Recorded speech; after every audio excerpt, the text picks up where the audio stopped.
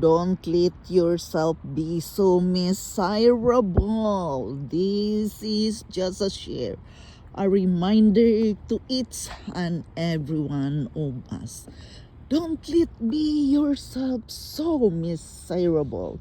Remember that in this life journey, we are the one who will think positive so we can live our life for the better.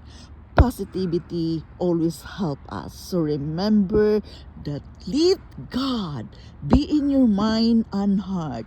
Believe in His love and don't let your life miserable. Control it, choose the right thoughts, choose the right thinking, and be happy as you live your life today.